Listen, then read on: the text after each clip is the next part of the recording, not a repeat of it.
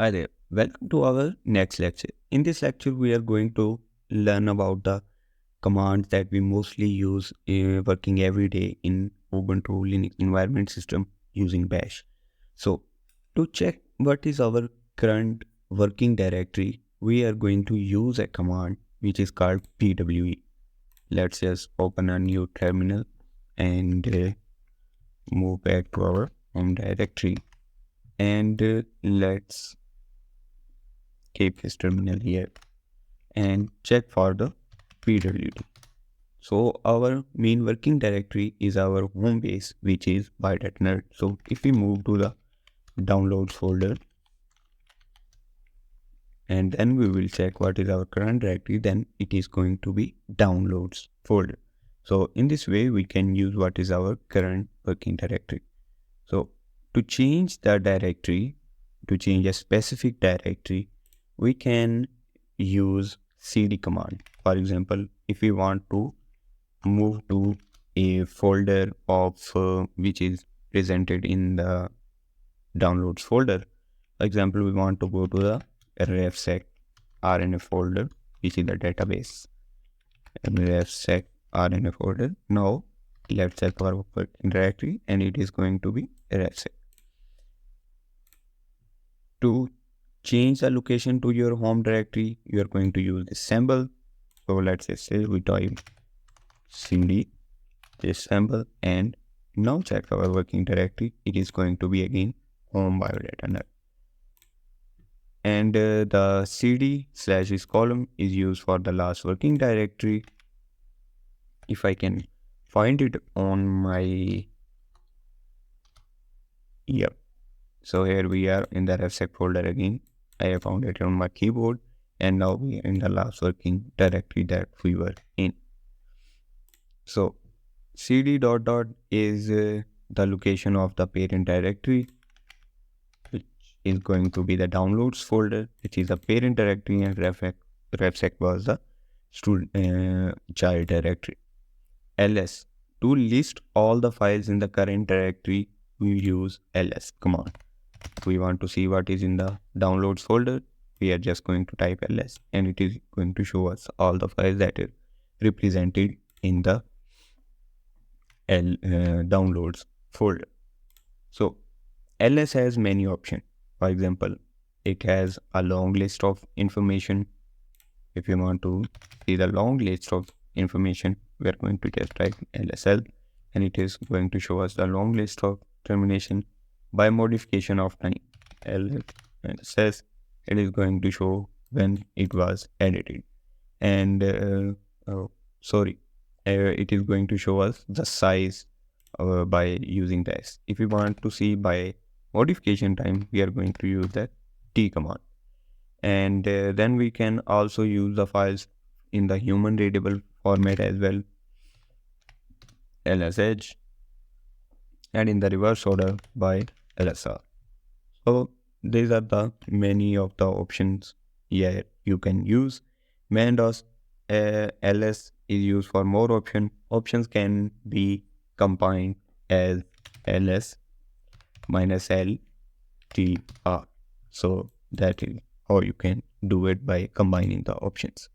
So to create a new directory, we want to create a new directory in the home folder. Let's see what is already in there. Let's just create a directory. So for creating a directory, we use command mkdir. Let's just create a directory bioinformatics. So let's check if it is there. Yes, there is a directory called bioinformatics. There are various ways to display a file in the Unix system. You can use cat, less, head, and tail. I am going to explain these one by one. For example, we want to read a file which is the welcome text that we created in the first lecture. Cat welcome.txt, and we can show less welcome.txt,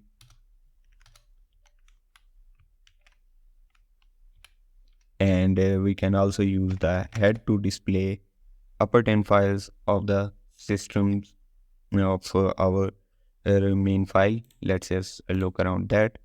Here you can see the cat file. Head displays the 10 sequences and the first letters, same as head, tail, but show the last line. Okay, so head welcome.txt, tail welcome.txt. It is going to show you one line because it consists of only one line. So there is an input and output redirection as well. Program can output to other program which is called piping, and its concept is called creating pipelines in bioinformatics. So program A can be the output of program B input, and program A can create a file. Also program A can be an input. So you just don't have to worry about that. I'm gonna explain how to create bioinformatics pipeline later as well, but you have to use this symbol, this one. This is called a pipe. So you have to connect the two program by using the pipes. So in this way you can use. Creating and editing files require the use of an editor. So there are several editors as well. There is Nano, Pico, VI and Emacscus. So for example, we are going to use the Nano program to add some sequence,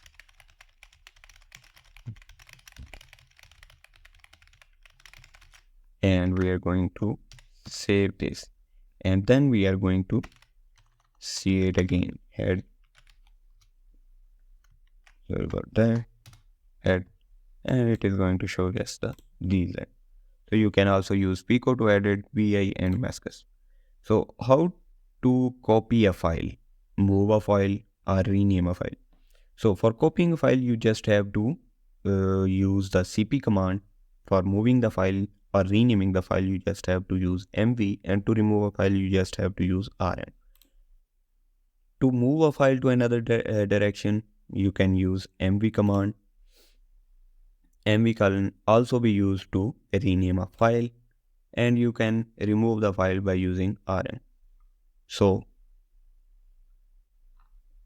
to remove a file recursively, you can use all these kinds of files. So let's just create a file in our operating system, in our home folder, and we are going to name it touch file.txt.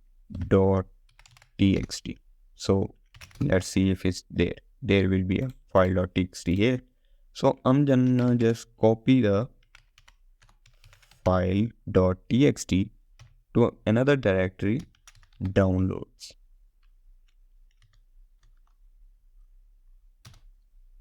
So I think it should work like I will have to give this my downloads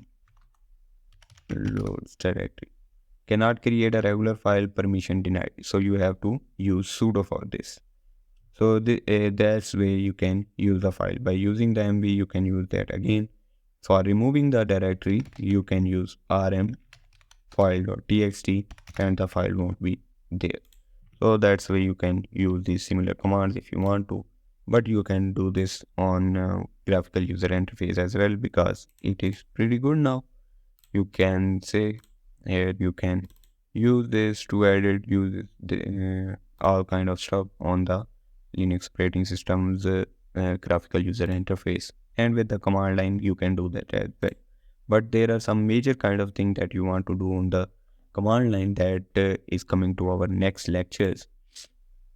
So to search the file for a specific string, we use grep. For example, we have a sequence in our welcome file and we want to retrieve that. So how we are going to use it? We are going to use the grep for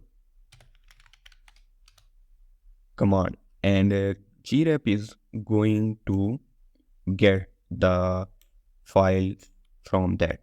For example, we are going to use grep to input the ATGC sequence from our welcome file, and let's just see what changes it does to our welcome folder. So yeah, welcome file txt, it have there is no ATGC, so it doesn't give any output. Let's just rename this and keep it ATG. So here is ATG. So it has given us the output of ATG is represented here, and search for the specific string that we gave it. So you can use set to filter out uh, the transforming text. It is powerful but complicated. It is usually used for the substitution. You can set the ND from the file name, or you can use anything.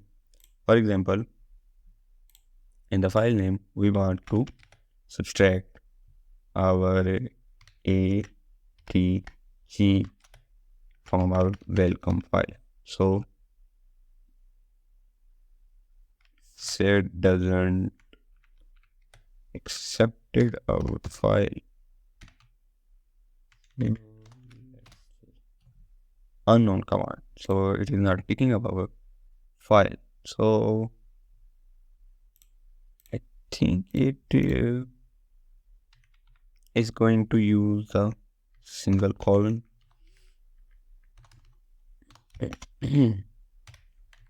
Let's just try this.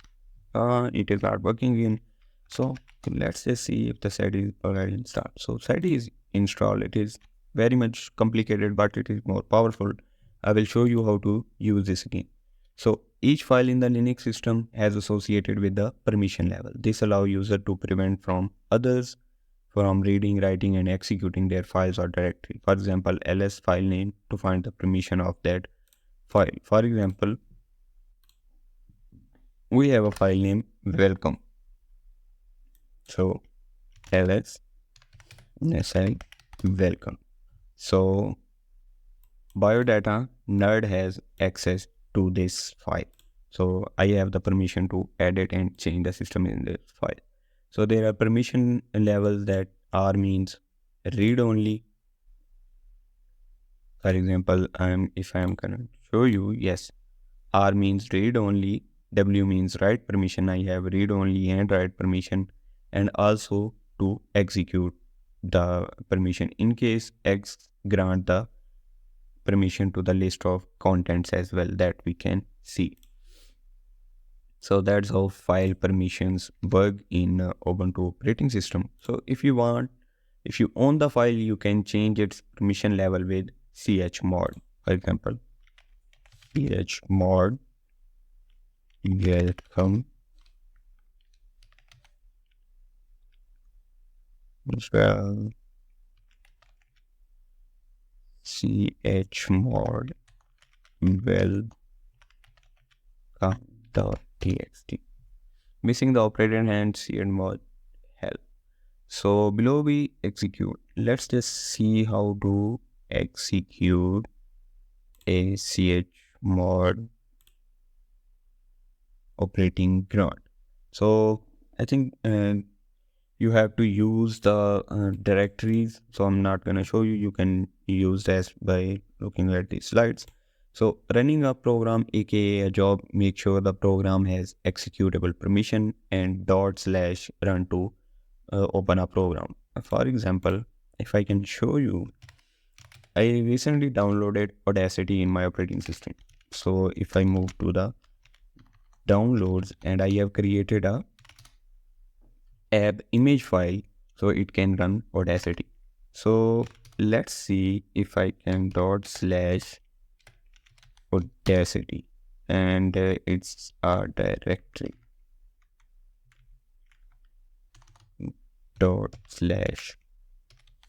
/Audacity, and now it is going to open the Audacity. So that's way you can also run a job and make sure it has a executable permission. So here you can see Audacity is running now. You can use the WC character to count the lines. the columns, and the second words and the last character as well. Top command is used to show how much CPU is being used. For example, if we use top, here you can see how much CPU is being used and how much uh, programs that are taking up the task. Python 3 is running, Genome Terminal is running, Genome Terminal.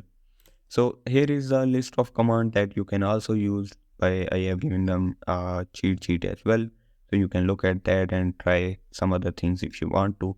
And that is it for the basic commands lecture of the Ubuntu operating system. I'm sure that you are learning some new stuff from this course.